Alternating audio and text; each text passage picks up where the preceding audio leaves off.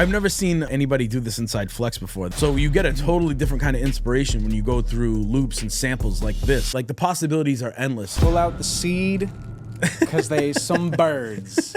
They some birds. This guy has seeds in his pocket. Yo, welcome to another episode of the Larry Ohh Show. Got my co-host to the left of me, as always. It's Johnny Flannel. My name is Larry Ohh. This is an FL Studio podcast where we talk about everything FL Studio and music production related. Every single week we give away every single one of my courses to some people in the comments, 5 producers in the comments. All you got to do to enter that giveaway is get the keyword or the key phrase and enter it down in the comment section here on YouTube, and you're automatically entered. Every week we pin the winners. We pin the winners. Pin them winners. I was talking to you like off camera. I think we should talk about sampling. It's been on my mind a lot lately. I've been thinking about it a lot. I've been doing it a lot lately. I don't know what it is. We talk about it a decent amount on the podcast and how useful it is to sample, not only sample things that are just out there in the world, samples like in FL Cloud or like wherever you find samples, YouTube, wherever you find them. I rip mine right from vinyl these days. Do you? I've been ripping right from vinyl. Yeah, super nice. I get a little line out. You have a record player? I have a record player, and then I 1/8 inch to 1/4 inch into my direct box. Oh, that's and then dope. I just print it in Edison, and then I use the slicer and all that stuff. Yeah, you got to bring it in one day, like show how you use it, because I think that'd be fire. Fun. I would love to like sample like that, like it's cool because I'm like a new school sampler where I just find things online, rip them off the internet, and rip them off the banging cloud. video of who's the dude from Tribe Called Quest, man? The producer from Tribe. He made the beats. I don't know. Yo, there's a video of him going crazy in the studio with the vinyl, and he's got the needle going, and he's just like dropping it onto the record and finding the loops. I'm like, that's nuts, most legendary video of all time. Yeah, that's awesome. Like it's so easy for us nowadays, right? That's cool to do, and you'll get that vinyl noise, whereas like you wouldn't have to add it afterwards, like RC20 or something like that. Like you get all that noise that's in there already, bro. That natural stuff. It is a little bit more work because you have to really use your ear to get that right loop. You know what I'm saying? Like a lot of times the loops are kind of created for us.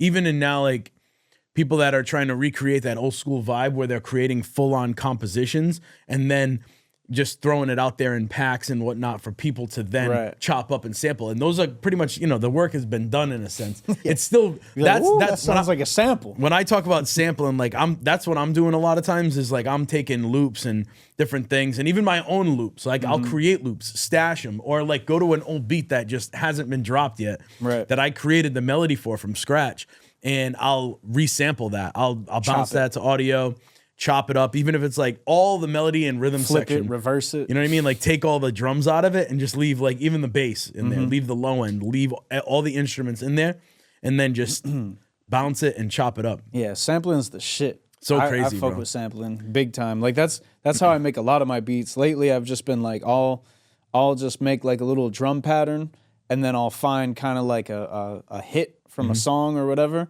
I'll either sample it from the vinyl or I'll find like a song that I like online and I'll just like get it somehow. Yeah. And then I'll flip that. Yep. Usually in the Slicex. I'd be fucking with Slicex a lot. Yeah, Slicex is fire. I've been going like the manual route a lot lately, and then I've also been using Flex a bunch. And this is like kind of like a little bit of a hidden gem. You might say like, well, how the hell are you using Flex for it? Okay.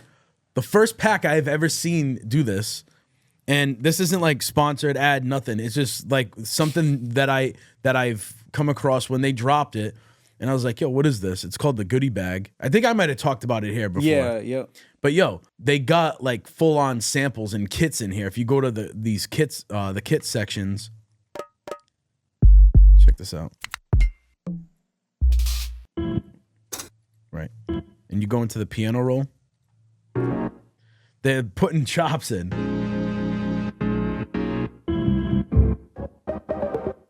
Watch. Oh, okay. So they got pre-chopped things going on.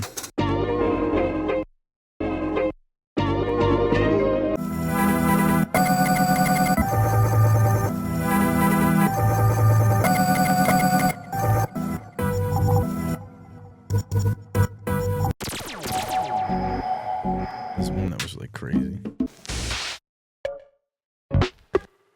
I don't know, like I've never seen anybody do this inside Flex before. They got so they're matching up like the drums with a bunch of chops. That's dope.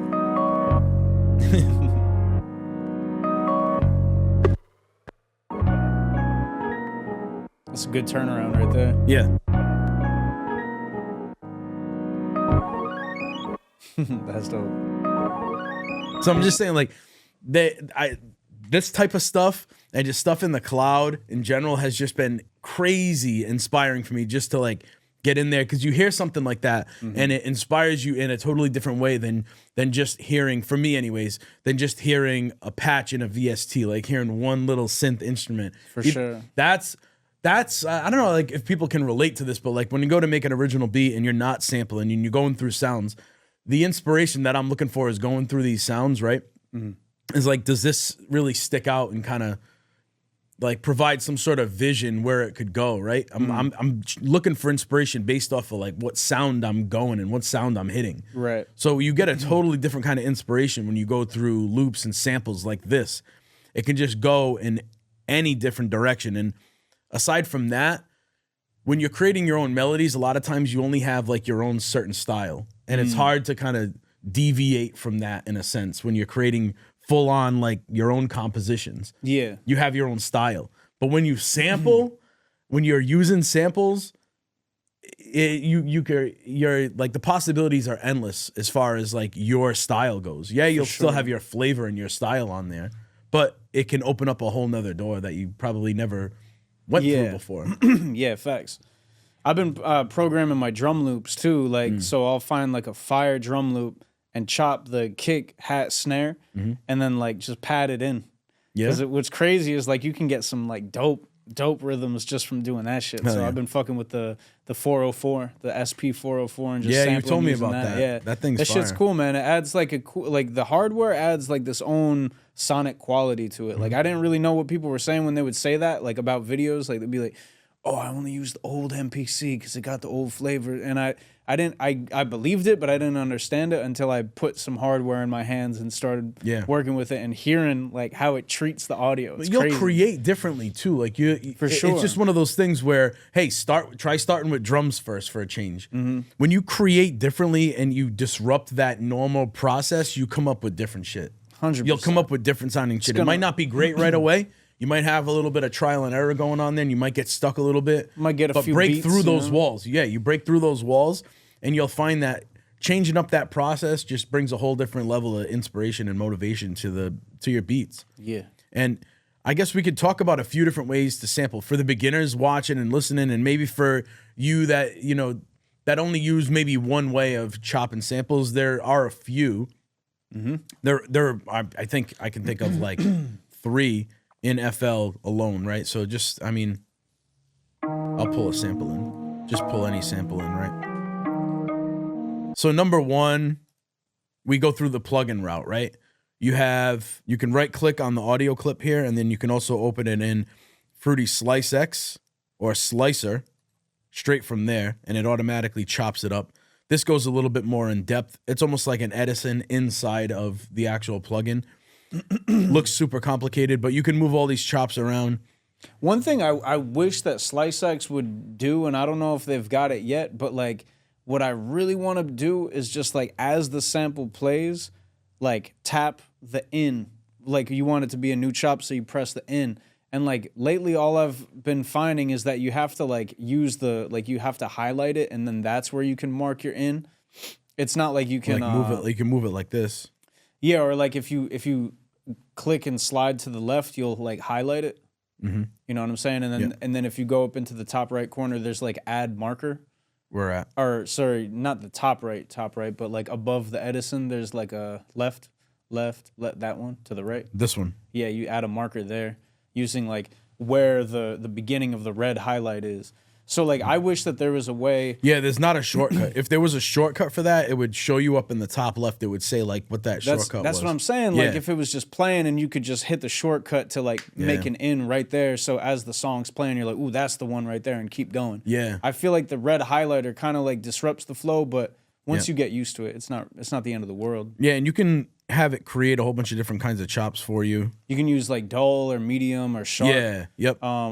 That's all right too, but it like again, it goes based off the transient, so you could see like where it thinks it should be.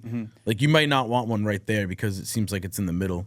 And I don't know if you can mass delete all the markers. Maybe you can, but I just haven't found it. All like of I them? tried, yeah. So I tried like, suppose, oh, right there. How'd you do that? Right there. Yeah. Oh, there it is. I know. I think they still stay there. It's just taking the view away. Oh. Because they're still like. Oh, I see. My thing was like I was trying to find like maybe Control A, but then you can't do nothing with that. Yeah, you might have to. Yeah, I've never even tried it, to be honest with you. Yeah, I love Slicex, but it's so good. I think they need to put a few more kind of like updates to it to make it like really go hard. Like they need to collaborate with like Machine or something to make like a fire ass update. Bro, I want, You know what I mean? like I want a major. I want a couple of updates to some plugins, but I think Slicex is one of them where I think it could use a massive update. New Tone is another one I feel like could use a really good update. Yeah. But once the sampling becomes popular again, like once it like really becomes popular again, because people still do it, but they don't be like out in the open the way that like producers used to be out in the open about like, I'm not gonna tell you where I sampled this, but it's a sample, and I think if they did, it would benefit FL Studio a lot in the sense of because you're one of your main focuses right now is subscriptions for FL Cloud. So it would really help your FL Cloud subscriptions if you started promoting sampling heavy. Yeah. And you started saying, hey, you know, this update with Slicex For sure. goes great with FL Cloud because we got an endless library of samples that you can throw into the new version of Slicex and chop your samples up. And it helps definitely to like know the music, but the thing is like the music theory kind of stuff or like the music ability kind of stuff. But like sampling is a good workaround for people that don't know how to like, you know, play even a keyboard or like might not know what a chord is. You just hear a hard ass like sample, and now you know you can go from this one to this one to this one, and it sounds like a fire beat. Yeah, and you're done. You got it. And boom. Because the creativity is still there. Yeah. And I made a post the other day, and it was just like all it was it says sampling is an art. And Facts. So many people were like, "Yo, you're so right. You're so right." Because I was working on something, and I'm like, "Damn, like." This sample chop is just crazy. Like you can go so in depth with it. Yeah. Because you have that full composition or whatever that is, and you have all these different pieces. The creativity is like endless, and it'll change from producer to producer because I feel like nobody will flip a sample the same way. Facts. It's so creative and it's so whatever it's so wherever your mind takes it. And if you listen to like one of my favorite producers is Premier, DJ Premier. Because when you listen to his beats, he was taking like not only layers of the beat were from the same song, but like layers of the beat were from other songs, and like he's pitching them around. He's crazy, doing all bro. kinds of different shit, and it's really like limitless what you can do even within one beat with one sample. You know what I mean? Side note, I want to show you that got me thinking that I was on. Speaking about sampling and whatnot, I stumbled upon a new TrackLib video. If you're not familiar with TrackLib, they break down how things were sampled in the craziest, most intricate, detailed way that I've ever seen in my life. When I tell you, I don't know, my mind is like, I get like ADD with the video because I'm like, yo, wait a minute. How do they even create this video? Who is working for their team that breaks these things down? Are they talking to the producers that made it? Are they going off of history or like past interviews with the producers and telling people? A lot of these things are like, it seems like nobody's ever talked about some of the way they sampled these things. Right. Yet they're breaking these things down in a way where number one, I'm like, how the hell do you know that? Number two, how did the producer think of that? Because like that's how crazy it is, bro. Like just let me go into one of these. I'll bring it up. Did they do the Hit Boy video for Backseat Freestyle where he's like maybe he pulled it from all these different samples, bro? They might have. There's so many Backseat videos. Freestyle by Hit Boy is like that beat is fucking incredible. Let me see if they did it. TrackLib Hit Boy. He sampled Powerpuff Girls. That one is crazy. crazy. So it is a TrackLib video. Is this the most iconic sample flip of 2012? Cool J is hard as hell. Battle anybody, I don't care. You. So they take just that piece. Hey, girl.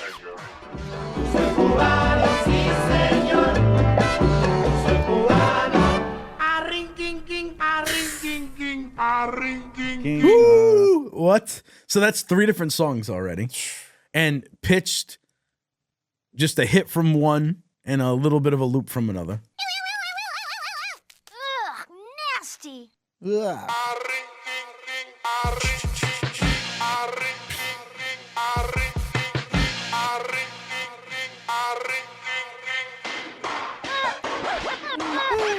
Unreal, Come on, bro. man. The only people that say sampling is, it's cheating or sampling, there's The no only people who say creativity. that are dumbasses. It's crazy because I just think they're not educated on sampling and what the creativity that can go behind sampling. Yeah. When they say sampling is not creative, sampling is cheating, what they're thinking in their mind is that somebody's just literally taking, which sometimes it can happen. Somebody's just taking a full-on song and just maybe slapping drums on it, Right. and then it goes. You know which what we do? sometimes that can be done. People who say that sampling is not an art form, you know what we do? We pull out the seed because they some birds. They some birds. This guy has seeds in his pocket. I was like, what's in my pocket? I thought I heard like water flowing. It was a baggie in his pocket full of seed. He's got the gas on him. I got that gas. I got that gas, bro. That's that like literal like fuel for humans is that trail mix. Yeah, for real. But yo, the track live stuff is insane. That's a quick breakdown. I want to watch this one real quick. Shook Ones. I'm a big fan of Mobb Deep. Side note, Ninth Wonder dropped a new video with Rhythm Roulette. Oh wait, I think I've seen it. Go fucking watch it. He I did just see- dropped a I- new one, bro. Yep, classic. Just that one loop right there. Slow it down.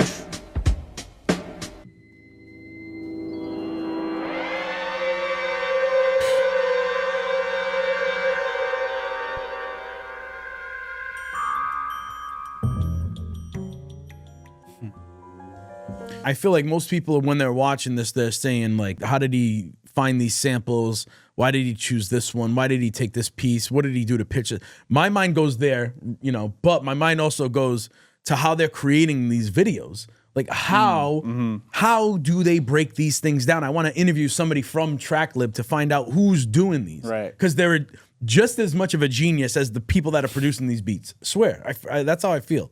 That's just how I feel.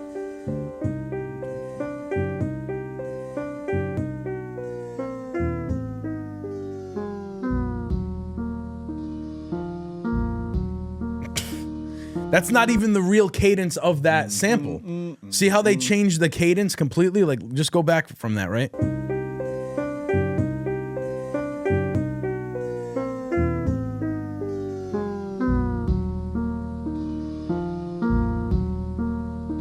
See, now how's that?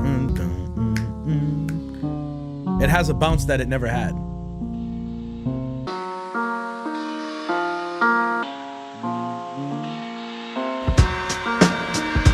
That's crazy. Shook bro. Ones Part 2. What a fucking beat, bro. I feel like producers have this pressure to not sample. I get it from a standpoint of getting samples cleared, but there's so many loops out there. There's so many royalty-free things that you can utilize, that you can take from to the point where, and if you're creative enough and you flip those things enough, there's no telling where it ever came from because you got that creative with it.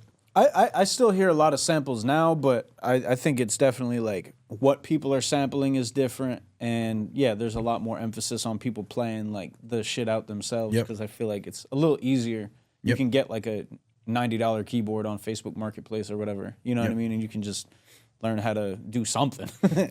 Yep. And back to the FL stuff and ways to sample, Fruity Slicer. It's just a kind of more stripped down, easy version of Slicex with no like Edison integration within it.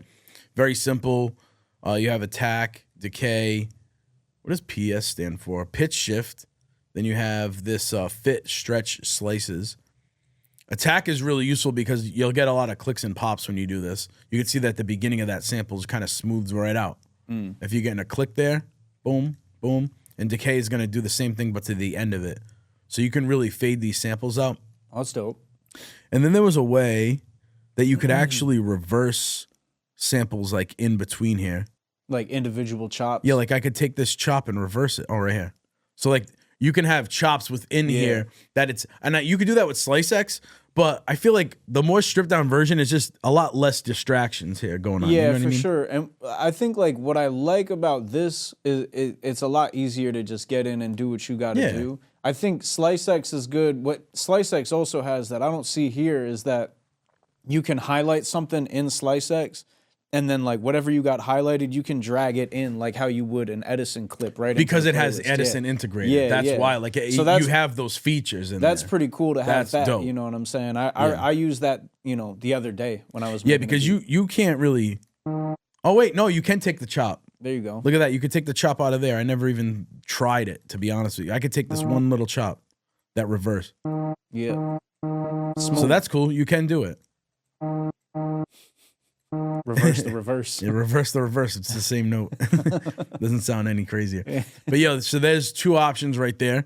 Then you have a third option, which is one of my favorite, and it's the playlist. But then it's not only just that you can, say, chop them up in the playlist. You can get different ideas. If you go here, make sure that it's tempo locked, right? What's cool about the cloud is you drop it in and it's locked in automatically. But you're going to go to this menu. You can chop here. You can go to time-based. You can really like mess around with these, and you can go to different patterns and get ideas. They have all different styles and genres of patterns that you can do, that you can use. Or a lot of times, man, I'm going to just the time-based stuff, or I can manually chop them. Like I'll go to time-based and chop in beats, and then you have evenly chopped beats. That kind of works. And then I'm rearranging things like randomly, going crazy, and just go hard on it. This has been like one of my favorite ways to sample recently. I don't know why. It seems like it's more work, but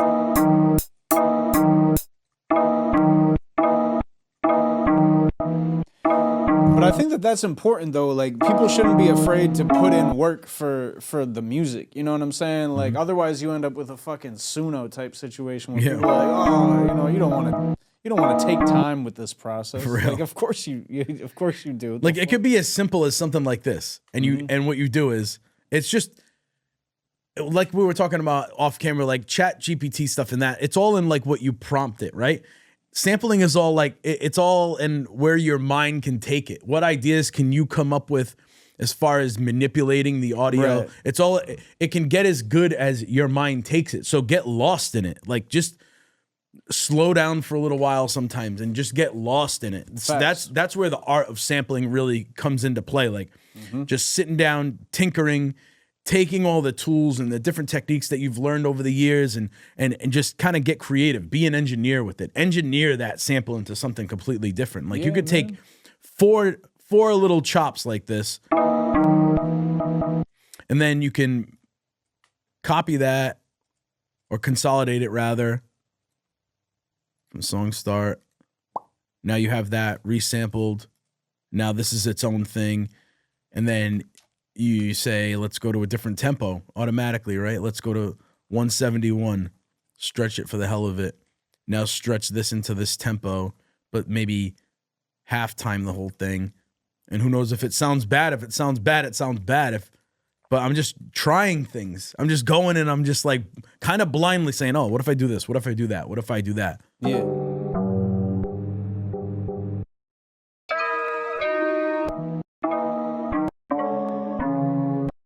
Reverse it.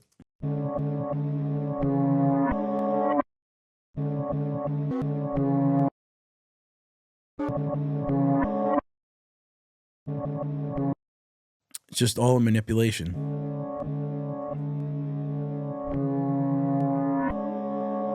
Like, see, that didn't sound bad.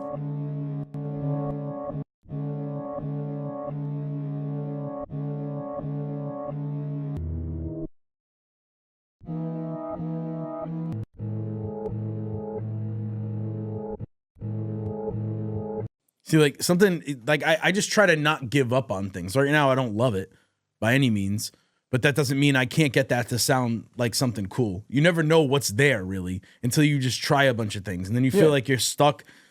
Trash it, mute it, go on to a different sample, try chopping something else. Like I said, it's just all in. Yeah, it's just all stay based in around what you can stay do in to the it. zone, man. Just stay in the zone. That's what I would say. Like before you get like fed up with any of it, you just stay in the zone and you keep it pushing. You be like, all right, you know, mute this part. I like this. I like these components. I'm going to mute these ones, and just kind of, you know, like take the time. Like a challenge that I make for myself is like, even if I have like 45 minutes, I try to just do something real quick and try to stay locked in for 45 minutes straight. It's harder than people might expect. Like, you might think, oh, 45 minutes ain't enough time to do anything. It's like, it definitely is, but just don't be on your phone fucking off. 5 minutes is enough to do something. When I was at NAMM, side note, I was at NAMM. Shout out to anybody that popped in the FL booth. Last year I did the same thing too. 5 minute cook-up challenge. Yeah. Exactly. 5 minutes. And people are like, damn, 5 minutes? I can't do nothing in 5 minutes, right? And I was like, yo, we're gonna have 10 contestants. We only got an hour total. So like we do that, we max it out at 10, we'll get 50 minutes of cook-ups. And then you'd be surprised. And I was talking about it with the guest judges. Shout out Infinite, J Cactus, L Gene, everybody that stopped by, Josh over at FL Studio, like all the guys that came through over there and helped us out. We were all talking about, and Lifestyle did it, by the way. Lifestyle did it, the homie too. We were all talking about how much you think you don't have, how much time you think you don't have, but 5 minutes like feels like a long time when they're cooking up. Yeah. Because they would sit there and be like, yo, time's about to be up right now. Only 2.5 minutes went by. But like, damn, you could do a lot in 5 minutes. Yeah. You'd be shocked sometimes. Set like challenges for yourself. That might be a good one. Set a 5 minute challenge. Yeah. Say, I have to come up with as much man. as possible in 5 minutes. And it could be trash and it could be really good. But don't trash anything within that 5 minutes. Just go through a bunch of different ideas. Try to create something as good as you can in 5 minutes. Maybe that's a challenge for everybody at home. Yeah. Try that out. Let me know what you think. I think it's time for the key phrase today. What do you think? Yeah, I think so. What are you thinking? What am I thinking for the keyword? Yeah. The keyword for this week's episode, it's slice. Slice? Slice. Okay. Yeah, slice. All right. So we talking about samples, we slicing samples. All right, so the keyword for today is slice. Drop it down in the comments here on YouTube, and you're automatically entered into the massive giveaway where 5 people will win every single one of my courses. Knuckle sandwiches. Every single one of my courses from yahelpme.com. I guess, I don't know if you have anything else you want to chime in on. Oh, there was one more thing. Wait. In the playlist, there was a couple. Slice. Slice? Slice. Okay. Yeah, slice. All right. So we Slice. talking about samples, we slicing samples. All right, so the keyword for today is slice. Drop it down in the comments here on YouTube, and you're automatically entered into the massive giveaway where 5 people will win every single one of my courses. Knuckle sandwiches. Every single one of my courses from yahelpme.com. I guess, I don't know if you have anything else you want to chime in on. Oh, there was one more thing. Wait. In the playlist, there was a couple things. So you can like chop like this in the playlist, right? Kind of self-explanatory. You can use that little chop feature. Chop it And up. by the way, you have dull auto slicing, medium, sharp, just like you do in Slicex. You can use those or any of these little time-based repeating patterns. But when, let's say we do one of the time-based ones, we go back and we go to bars. There's this cool feature where a lot of people don't realize this little button up here. The slip. The slip tool. Slip. If you use that, you can slip through but it's based on what your snap is on though. So keep that in mind. It's based on your snap. Can you hold down Option or Alt or whatever and make it? Yeah, Alt will take the snap off. There you go. Just like anything else, yeah. Or you can just change your snap to whatever you'd like and say we go quarter beat, and it gets a little smaller.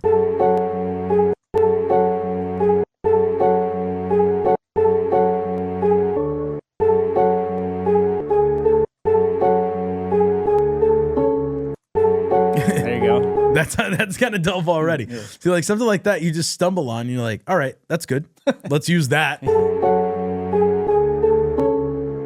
Whoops, I slipped it by accident. Make sure you go back to that.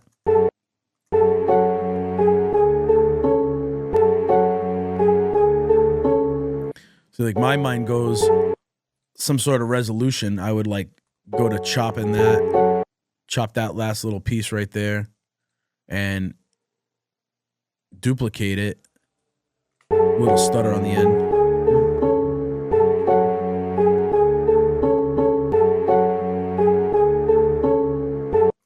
and then maybe like a key change on the last one or something. You know what I mean? Using a different part of the sample right here. So you take this and possibly put another one in here that we can slip, extend it. But I'm focused on like slipping this somewhere over here. Let's get like a different part of it to kind of resolve that whole loop.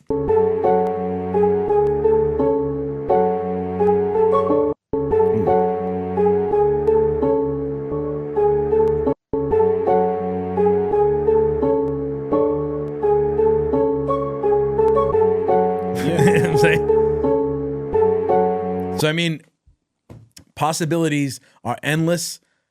We gave you 4 different ways that you can sample in just FL Studio alone. That's not to mention all these third-party plugins that are really dope. Like, one of the best ones out there is Serato Sample. If you haven't tried Serato Sample, try that. Because that thing's, it's like they've perfected that pitch stretching technology too, because it's a DJ software. Yeah. So they've really used, that's why they probably thought like, there's a whole market we can kind of tap into. There's producers that want to sample. They thought of DJs for mixing and blending. They had that technology, and the algorithm that they use is so good. Facts. And it's so good, and it detects the beats, the pitch. You can pitch shift in there very nice and kind of like seamlessly. Yeah, it doesn't stretch out the sound at all. Yeah, no, it sounds good, yo. It sounds really good.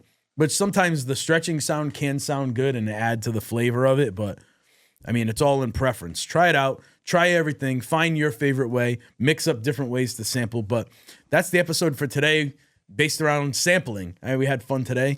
If you want to plug anything, you got any shows coming up?